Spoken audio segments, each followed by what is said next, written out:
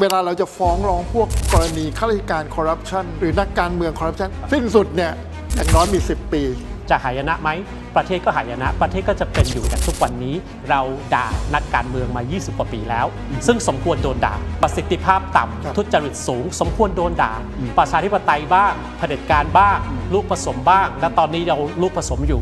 แต่สิ่งหนึ่งสิ่งเดียวที่ไม่เคยไปไหนคือไม่ขยับไม่ขยื่นอยู่ตรงนั้นแหละเติบโตเรืองอำนาจขึ้นเรื่อยๆก็คือรัฐราชการคุณคิดว่าการโกงข้อสอบท้องถิ่นณตอนนี้นะฮะคุณคิดว่าเราจะจับไปถึงตัวการใหญ่ๆได้จริงหรือไม่อาจารย์แมวพูดตรงๆอันเนี้ย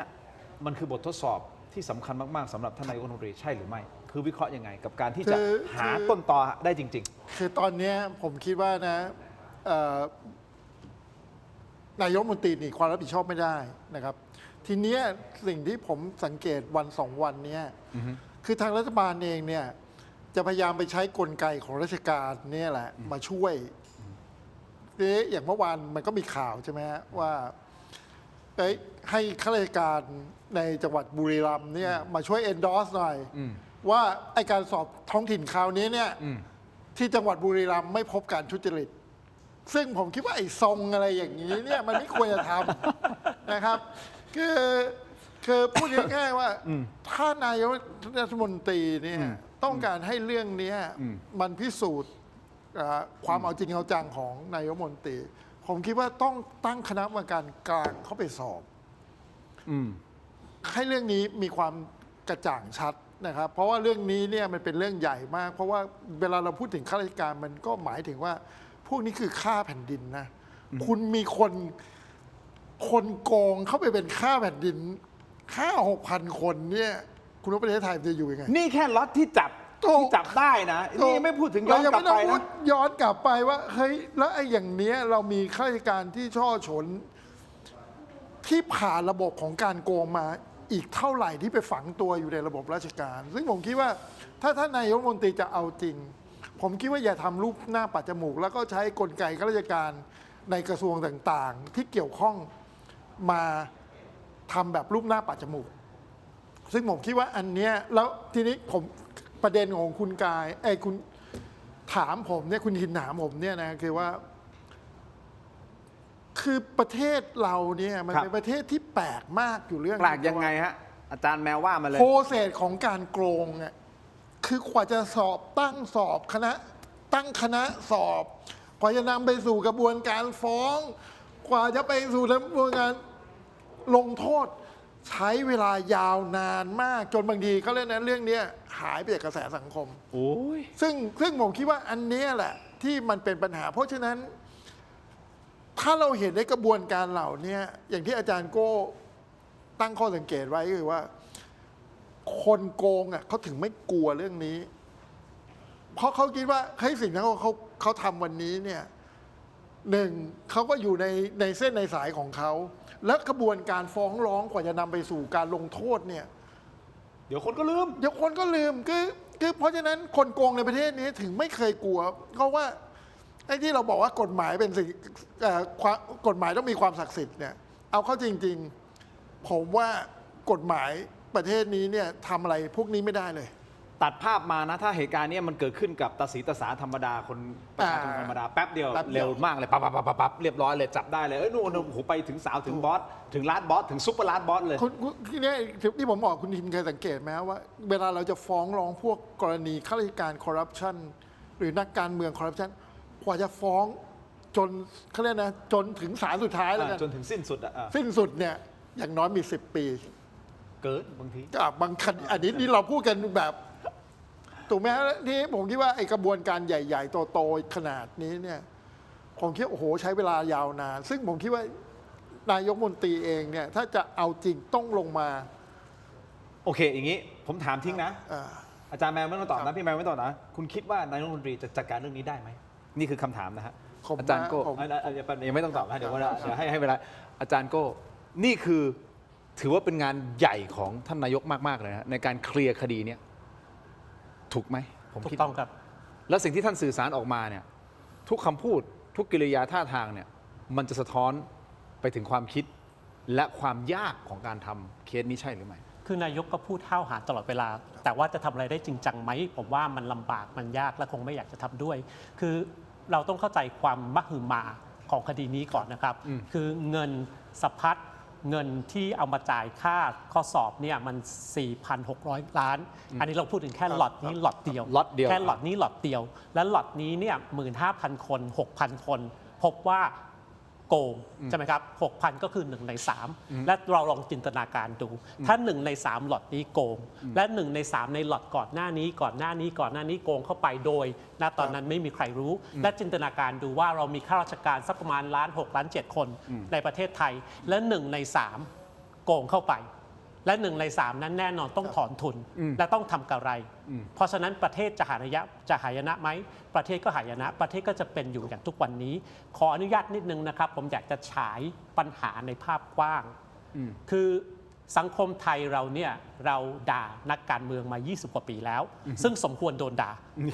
ประสิทธิภาพต่ำทุจริตสูง สมควรโดนด่า แต่อย่าลืมนะครับนักการเมืองเนี่ยก็สลับกันไปสลับกันมา แดงบ้าง ฟ้าบ้าง เขียวทหารบ้าง น้ำเงินบ้าง ส้มก็ไม่เคยได้กับเขาบ้าง แต่ก็สลับกันไปสลับกันมา ระบอบการเมืองเราก็สลับประชาธิปไตยบ้างเผด็จการบ้าง ลูกผสมบ้าง และตอนนี้เราลูกผสมอยู่ แต่สิ่งหนึ่งสิ่งเดียวที่ไม่เคยไปไหน คือ ไม่ขยับไม่ขยื่นอยู่ตรงนั้นแหละเติบโตเรืองอำนาจขึ้นเรื่อยๆ ก็คือ รัฐราชการ รัฐราชการพรรคข้าราชการนี่แหละที่ไม่เคยไปไหน เพราะฉะนั้นถ้าเราเข้าใจข้อเท็จจริงอันนี้แล้วเนี่ยเราตระหนักกันได้แล้วไม่ว่าปัญหาในประเทศไทยทุกปัญหาเนี่ยมันแก้ไม่ได้ถ้าเราไม่ปฏิรูปโครงสร้างราชการ เพราะฉะนั้นคำถามของคุณทินคือ นายกจะทำได้ไหมคำตอบคือ นายกคนไหนก็ทำไม่ได้ถ้าไม่ปฏิรูปโครงสร้างราชการ เศร้านะ เศร้ามากเศร้ามากๆ คุณผู้ชมคิดเห็นอย่างไรกับสิ่งที่ท่านสองท่านพูด เอาเงี้ยถ้าตีตัวเลขกลมๆก็คือไม่ต้องถึง1 ใน 3 ก็ได้ แค่ 20% ที่โกงเข้าไป100 คนมี 20 คนที่โกงเข้าไป แล้วคุณคิดว่าเขาจะถอนทุนขนาดไหน ใช่แล้วเขาเรียกนะฮะแล้วที่ผ่านมาอย่างที่อาจารย์โก้พูดนะครับ เรายังไม่รู้เลยพวกนี้ไปเติบโตอยู่ในระบบราชการหน่วยไหนหน่วยงานไหน ซึ่งผมคิดว่าอันเนี้ยมีความสำคัญคือผมเรียกว่าคือของเรื่องนี้มันคือการขายชาติประเภทหนึ่งเลยนะคือแล้วผมคิดว่ามันสิ่งเหล่านี้นี่แหละ ที่มันเป็นตัวกัดกร่อนประเทศที่สุด ครับ ครับแล้วผมคิดว่ามันเกินคือผมอย่างที่ผมบอก ผมไม่เชื่อว่านายกอนุทินจะทำได้ด้วย แต่ผมก็ยังเอาใจช่วยนะ ถ้านายกถ้านายกอนุทินแบบว่าเขาเรียกนะไหนคุณก็ได้เป็นนายกมนตรีประเทศนี้แล้วเนี่ยคุณจะเสียสละตัวเองในการทำเรื่องนี้ให้โปร่งใส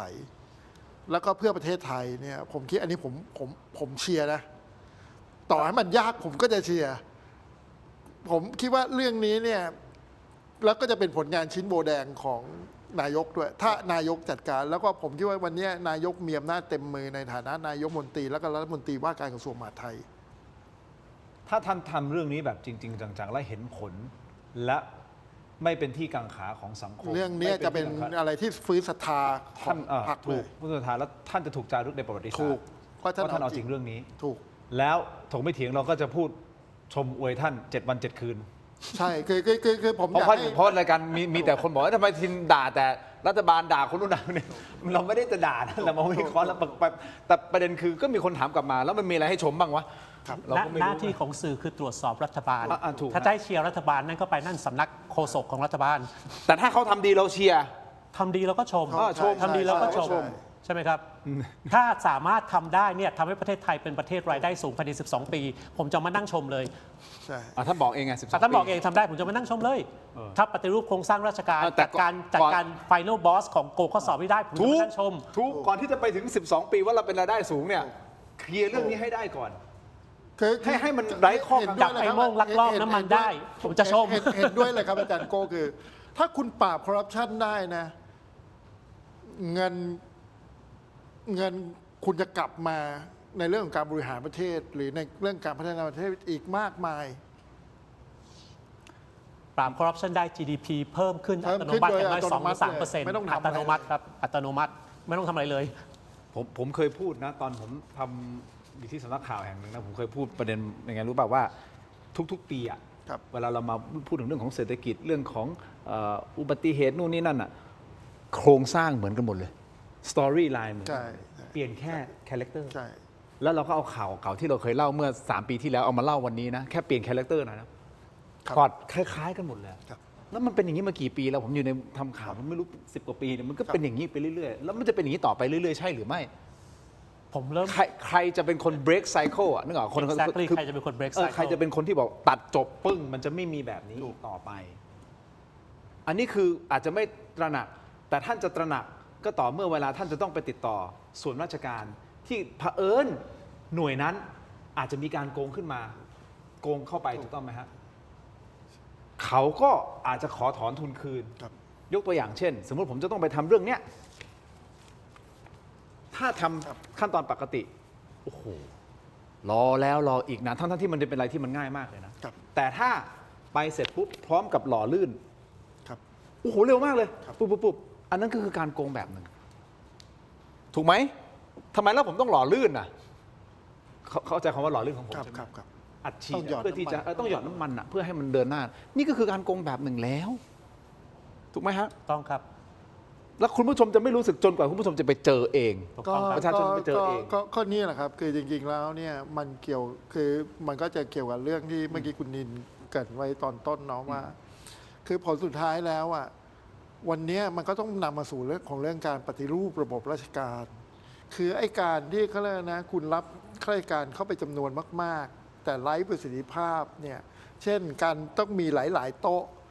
เนี่ยคือพูดง่าย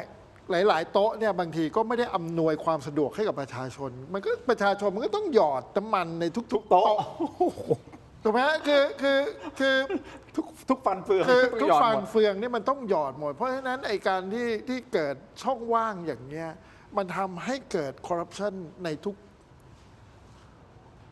โต๊ะทุกๆเขาเรียกทุกๆแกลบทุก โดนกันทุกหย่อมย่า ๆหย่อนยา จริง ถูก ๆนี่ผมขอยกตัวอย่าง อย่างที่ อ่ะ ที่ อ่ะ บอกนะว่าอย่างเงี้ยคือหลาย ๆ ครั้งที่เราคุยกันเนาะว่า ครับ วันเนี้ยไม่ต้องหรอกคุณเป็นประชาชนทั่วไปเนี่ยคุณจะไปเปิดร้านอาหารสักร้านหนึ่งเนี่ยโอ้โหใบอนุญาตนี่บางทีแบบ ขอบคุณ อย่าง มาก ต่ำๆ5 ใบ ขอบคุณมากครับ ครับ ที่อาจารย์แมวพูดประเด็นนี้ ผมขอยกตัวอย่างสั้นๆนิดเดียวแล้วเป็นเหตุการณ์จริงที่ผมคุยกับรุ่นพี่ แต่ผมไม่สามารถบอกจังหวัด ครับ ได้นะครับ ครับ พอบอกปุ๊บเนี่ยเขาจะรู้เลยว่าเป็นใครทำหมู่บ้าน ครับ ทุกอย่างเป็นไปตามแบบแล้วท ครับ ำทำเกินมาตรฐานที่เขาตั้งไว้ด้วย พอไปขอปุ๊บตินู่นตินี่ดึงนู่นดึงนี่ดึงนั่นดึงสุดท้ายต้องหล่อลื่น ครับ หล่อลื่นไปแล้วเสร็จปุ๊บ ครับ ไม่จบอีก ครับ หานู่นหานี่เพื่อที่จะหล่อลื่นเพิ่ม อันนี้ยกตัวอย่างแค่นี้ คือผมถึงบอกว่าวันเนี้ยจริงๆเนี่ยมันเห็นไหมว่าแค่ประชาชนจะใช้ชีวิตหรือทำธุรกิจ